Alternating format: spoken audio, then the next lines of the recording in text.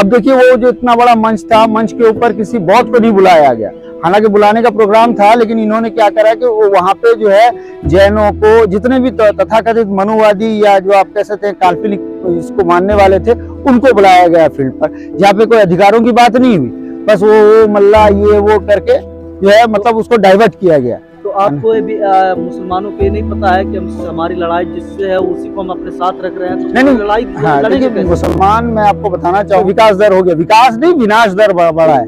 अब चलिए कह देते हैं उसको विकास, मोदी जी ने जैसे 55 के तेल को 110 तक पहुंचा दिया, 120 तक पहुंचा दिया, विकास हो रहा है। अब उनके अंधभक्त कहते हैं कि 500 रुपए का भी पेट्रोल हो तो हम ले लेंगे।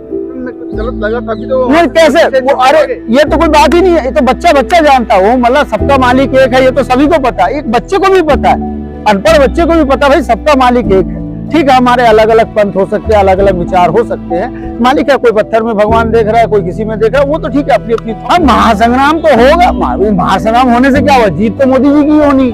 तो अब मोदी है तो अच्छा काम कर रहे हैं ना, विकास नहीं, ईवीएम बिल्कुल नहीं, बिल्कुल नहीं, विकास के दम पे नहीं, ईवीएम के दम पर आई।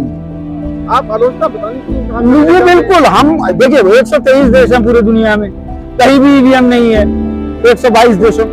मेरा नाम सैयद हसन अहमद है, बेसिकली मैं उड़ीसा का रहने वाला हूँ, सोशियो पॉलिटिकल एक्टिविस्ट हूँ मैं, और जो है 19 तारीख को जी 12 तारीख 12 तारीख को जमाते उलमा हिंद का एक प्रोग्राम था। जी जी, उसमें कुछ नेता आए थे जिसमें बताया गया, आरएसएस की तारीफ की गई, उसमें क्या कहना चाहते हैं?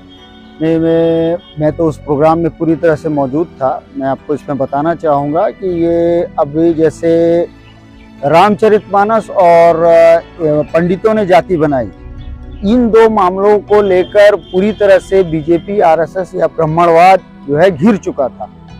इसमें जो है मोहन भागवत को हर तरफ से जो है ऑपोजिशन का सामना करना पड़ रहा था, इसलिए उन्होंने ये चाल खेली। ये ब्राह्मणों की बहुत बड़ी चाल थी, सॉफ्ट टारगेट उन्होंने मुसलमान को बनाया। मैं ये नहीं कहूँगा कि उनको पैसे देकर ये करके, बल्कि डरा धमका कर, चूँकि ये जमीयतुल उलमा हिंद शुरू से ही देशभक्ति और उस पर जो है बहुत ज़्यादा लगी रहती है, और इसने आज़ादी की लड़ाई में भी महात्मा गांधी जी का साथ बहुत दिया था, हालांकि उससे बहुत काफ़ी नुकसान भी हुआ है, बहरहाल वो अलग इशू है।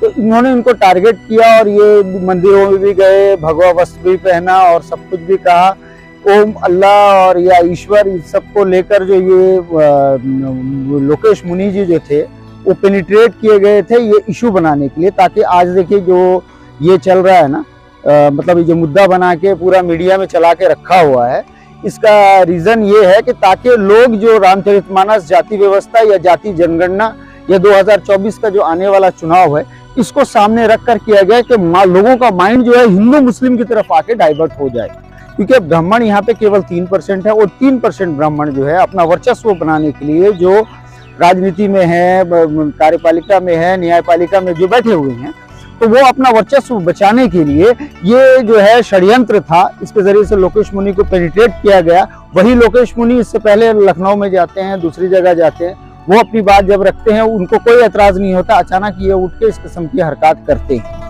तो ये आपको लगता है कि जानबूझ के किया गया? बिल्कुल जानबूझ के। आरएसएस का षड्यंत्र आपको पता होगा, जिस तरह से नाथूराम गोडसे ने गांधी जी की हत्या की थी, एक कोल्ड ब्लडेड मर्डर। मैं तो समझता हूँ कि भारत का क्या दुनिया का सबसे बड़ा आतंकवादी अगर कोई है तो वो है नाथूराम गोडसे, मैं खुल के कह रहा हूँ। तो आपको लगता है कि आरएसएस जी मुसलमानों में पहले से घुसी हुई है, और हुसूसन क्या है, इसी वजह से तो वो, अब देखिए वो जो इतना बड़ा मंच था, मंच के ऊपर किसी बौद्ध को नहीं बुलाया गया, हालांकि बुलाने का प्रोग्राम था, लेकिन इन्होंने क्या करा कि वो वहां पे जो है जैनों को, जितने भी तथाकथित मनुवादी या जो आप कह सकते हैं काल्पनिक इसको मानने वाले थे, उनको बुलाया गया फील्ड पर, जहाँ पे कोई अधिकारों की बात नहीं हुई, बस वो मल्ला ये वो करके जो है मतलब उसको डाइवर्ट किया गया। तो आपको ये भी मुसलमानों को ये नहीं पता है कि हमारी लड़ाई जिससे है उसी को हम अपने साथ रख रहे हैं, तो नहीं लड़ाई हाँ, देखिए मुसलमान, मैं आपको बताना चाहूंगा, मुसलमान एक गलती जो 1932 में कर चुके हैं, जब उनको सेपरेट, हाँ जी, जो 1932, आज से 100 साल पहले भी बिल्कुल ऐसी ही घटना थी, आज से 100 साल पहले भी ऐसी ही घटना थी, ऐसी किस्म के मामला हुए थे। जब वो बुरी तरह से घिर जाते हैं, जब ब्राह्मण जो है बुरी तरह से घिर जाता है, तो वो ऐसा करता है कि मुसलमानों का मामला लाके, धर्म का मुद्दा लाके, जो है उसको जो है भुनाने की कोशिश करता है। उसमें जो राष्ट्रभक्ति और देशभक्ति के चक्कर में मुसलमानों को फंसा के जो अपना उल्लू सीधा करता है। अगर हम कहें कि ये डेमोक्रेसी है, ये डेमोक्रेसी नहीं बल्कि डेमोक्रेसी है, ठीक है ना, ये दबाव का है, इसका है। अब तो पूरी तरह से ये पूंजीवाद के हाथ में खेल रहा है। पूंजीवाद का ये नंगा नाच जो है भारत में चल रहा है। अब रही बात आपने कहा मुसलमानों की, मुसलमानों के अंदर जो पॉलिटिकल समझ थी, जो समझ वाले लोग थे, वो तो पाकिस्तान चले गए। जो भारत में रह गए वो कांग्रेस की जो घटिया मानसिकता थी, जो ब्राह्मणों की सॉफ्ट हिंदुत्व की जो मानसिकता थी, उसको लेकर अभी तक वो बैठे हुए हैं। इस वजह से वो जो मेन भारत का जो मूल निवासी समाज है, SC ST OBC, उससे भी असल में एक किनारा कशी के अख्तियार करते हैं। वजह यह है कि ये उन्हीं में से कन्वर्ट होकर गए हैं। उनके अंदर भी जो है अजीब किस्म का वो बिरादरीवाद, जातिवाद, इसमें भी फंस के, और उसके बाद ये जो ऊंच नीच ब्राह्मणवाद की जो मानसिकता है, इसमें फंसकर जो है अभी वो दोस्त और दुश्मन की इसमें जो है पहचान नहीं कर पा रहे हैं। मेन बात क्या होती है कि अब वो ये देखते हैं, मुसलमान जो है भारत का सबसे सस्ता वोटर तो है दुनिया में, मैं कह सकता हूँ मुसलमान भारत का मुसलमान जो है सबसे सस्ता वोटर है, जिसको कुछ नहीं चाहिए, बस सेफ्टी चाहिए। सेफ्टी के चक्कर में अपना बहुमूल्य वोट जो है कभी कांग्रेस को, कभी किसी को, कभी किसी को देता है। कब घर उजड़ जी, कब घर उजड़ा। अब तो हम गुजरे हुए हैं। अभी अगर आप देखें तो बिल्कुल आप स्पष्ट शब्दों में मैं कह दूं कि भारत में मुसलमान 3rd क्लास का सिटीजन है, 3रे दर्जे का नागरिक है। आप कहेंगे कैसे? अब आप देखिए कि यहाँ तो अभिव्यक्ति की आजादी आप कहते हैं, आप कहते हैं बोलने की बात। अगर हम जो है खा भी लें कुछ, तब भी जो है हमें मार दिया जाता है। जैसा कि इखलाक का आपके सामने मिसाल है, जैसा कि पहलू खान का है, जुनैद का है, एक्सेट्रा। बहुत ऐसे सैकड़ों केसेस आ रहे हैं। आज भी हम मुसलमानों को यहाँ पर खाने की भी आजादी नहीं, बोलने की तो अलग बात है। अगर बोल दिया तो पकड़ के जेल में डाल दो, जैसे कि उमर खालिद है, जैसा कि सिद्दीक कप्पन है, और इसके अलावा जो हमारे जो कलीम सिद्दीकी हैं, उमर गौतम हैं, ये सारे जो हमारे मुसलमानों के जो लीडर्स हैं या जो भी कार्यकर्ता हैं, है ना, मुसलमानों के लिए जो काम करने वाले हैं, उनके लिए जो ये करने वाले हैं, उनको जो है पकड़ के वो अंदर डालते हैं। उनके पास सरकार जो है लगातार मजबूती करने में लगी हुई है भाईचारे को। किस तरह की भाईचारा आप कह रहे हैं? जब हाँ, कैसे आप कह सकते हैं? यहाँ तो मोहन भागवत जी भी देखिए भाईचारे के लिए उन्होंने कह दिया पंडितों ने जाति बनाई। ये तो सबको मालूम है, पंडितों ने, ब्राह्मणों ने तो जाति बनाई। ये तो नई बात कौन सी कह दी? उनके बयानों को टारगेट कर रहे हैं, लेकिन जब वो अच्छा बयान देते हैं तो अच्छा ही तो बयान हमने कब कहा? अरे जब वो भाईचारे के लिए बोलते तब आप विरोध नहीं करते? नहीं, भाईचारे के लिए तो हम कह रहे हैं ना, भाई में चारा तो बन गया ना। अब जब हर तरफ से उन पर अटैक हो रहा था, रामचरितमानस और वो जो जाति का बात लेके, जब सारे लीडर आगे कह रहे हैं हम शूद्र हैं, अब उनको लग गया ना कि ये जो लड़ाई है मंडल वर्सेस कमंडल होने वाली है। बीच में इन्होंने जबरदस्ती मुसलमानों को घुसेड़ दिया, ठीक उसी तरह जैसे बाबरी मस्जिद का मुद्दे को लाके घुसेड़ा गया था। ये भी एक बात है।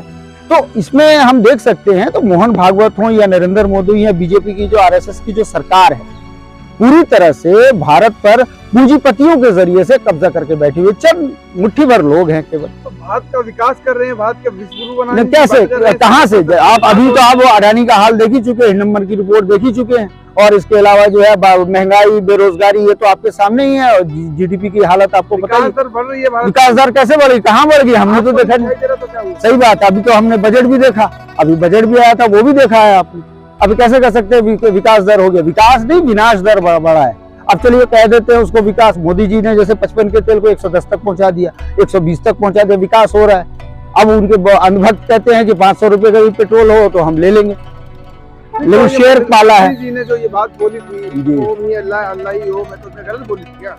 मदनी जी ने देखिए, सभी तो, अब गांधी जी ने भी तो कहा ईश्वर अल्लाह थे, रोना ओम जो है वही अल्लाह है।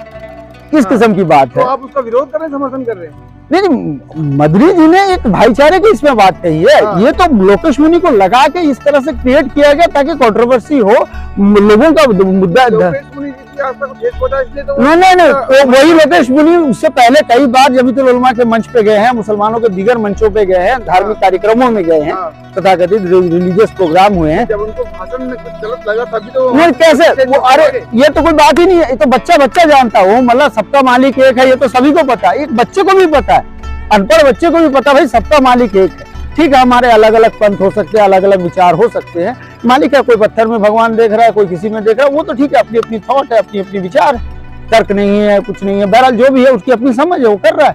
ये तो सबको पता था, सबका मालिक एक उसी का नाम अलग अलग है, यही बात तो उन्होंने कही थी, लेकिन उसको इशू बना दिया गया। तो इसको इशू जानबूझ के बनाया गया है? जी, जानबूझ के बनाया गया ताकि जो मंडल कमंडल या जो ओबीसी का जो ओबीसी जाति आधारित जनगणना है, हाँ। जैसे बिहार में शुरू हो चुकी है, उसके लिए उन्होंने मर्डर भी करवा दिए, ब्राह्मणों का षड्यंत्र भी शुरू हो गया है ना, तो जातियों का आपस में लड़ाने का षड्यंत्र भी उनका शुरू हो गया। अभी कह रहे हैं कि 500 करोड़ खर्चा हो जाएगा बिहार में जो जाति गणना शुरू। जमात उलमा हिंद के दो बेहद सभाएं होती हैं, दो मंच लगते हैं, जी, एक चाचा है और एक भतीजे हैं, जी, तो जी। इनके आप भाषणों को कैसे देखते हैं? ये हिंदुस्तान में एकता फैलाने की बातें करते हैं, जी, आप कह रहे हैं कि नहीं, मैंने कब कहा ये एकता फैला, ये तो देखिए, ये तो एक भाईचारा कायम कर तो ये रहे एक हैं ना। मजहबी लीडर हैं, हाँ। ठीक है ना, ये मजहब कहेगा तो वो मजहब के आड़ में वो भी एक धंधा चला रहे हैं, और अगर वो मोदी या आरएसएस की बात न माने तो ईडी सीबीआई उनके घर भी पहुंच जाएगी, सीधी सी बात तो है। आप इनके सिद्धांतों को कैसे देखते हैं? अब उनके सिद्धांत जो है आपके सामने थे, तो है, अब वो जो भी उल्टा सीधा बोल गए, अब क्या कर सकते हैं, जो उनको बोला जाएगा बोलने के लिए वही बोलेंगे वो। हाँ। जो करने बोला जाएगा वही करा जाएगा। वो तो यहाँ तक के जाके मंदिर में बैठ के जो चुनाव है, हाँ, इससे पहले जो है लगभग 6 राज्यों में चुनाव होने हैं। जी। 2024 के चुनाव को मद्देनजर रखते हुए ये 9 राज्यों में चुनाव है, उनके नतीजों को कैसे देखते हैं? नहीं, आप क्या उनके लगता है कि नतीजों में सेमीफाइनल 50-50 ना, सेमीफाइनल जो होगा तो उसमें वो 50-50 वाला हिसाब किताब होगा। हाँ, तो मतलब हो सकता है आपको बीजेपी क्या कुछ लगता है कुछ किसकी बहुमत आनी और चाहिए? कुछ बीजेपी उनको दे देगी, कुछ अपने रख लेगी, इस किस्म का काम करेगी, है ना। और बाकी जो है ईवीएम का खेल वो खेल लेगी 24 में, जैसे 2018 में खेला था। आपको याद होगा 2018 में जो ये हुआ था, है ना, 2018 में जो ये क्या नाम है चुनाव हुआ था, उस वक्त तो एमपी, राजस्थान, छत्तीसगढ़ एक साथ कांग्रेस जीती थी। वहां से उसको 2024 के चुनाव में, 2019 के चुनाव में एक भी सीट नहीं मिली। तो क्या लगता है 2024 में सत्ता फिर पलटी मारेगी या फिर? नहीं, जब तक ईवीएम है तो मोदी जी का अभी रहना पूरा 29 तक पूरा मुमकिन लग रहा है। हाँ। तो हो सकता है 29 के बाद बहुत ज्यादा बूढ़े हो जाए तो योगी जी आ जाएं, तो लेकिन अभी 24 में भी मोदी जी ही रहेंगे, इसमें कोई ईवीएम है, क्योंकि ईवीएम है, चुनाव आयोग पूरा उनके साथ है। हमें जो आंदोलन करना है या हम लोग जो कर रहे हैं, अभी सोच रहे हैं, चुनाव आयोग के विरोध में हमारा जो है ये जाएगा। हिंदू मुस्लिम का मुद्दा बनाया नहीं, ये बनाया जा रहा है लोगों में, क्योंकि ईवीएम का मुद्दा ना आ जाए, बेरोजगारी का मुद्दा ना आ जाए, ये जो अव्यवस्था का मुद्दा ना आ जाए, इन सबको ना आ जाए, इसके लिए जो ये हिंदू मुस्लिम करो। तो हिंदू मुस्लिम जो एक सॉफ्ट का ये होता है, हिंदू बना लोगे तो सारे के सारे SC ST OBC minority Hindu बन जाएंगे, वरना तो ब्राह्मण तो 3% है, 3-3.5% है, वो तो ऐसे ही माइनॉरिटी में, वो कुछ करेगा नहीं। क्या लगता है ऐसे विपक्ष जो है टक्कर देने की बात बोल रही है, उधर अरविंद केजरीवाल भी अपना कमर कस रहे हैं 2024 को लेकर के, तो क्या लगता है कि महासंग्राम होने वाला चुनाव में? हाँ, महासंग्राम तो होगा, वो महासंग्राम होने से क्या हुआ, जीत तो मोदी जी की होनी।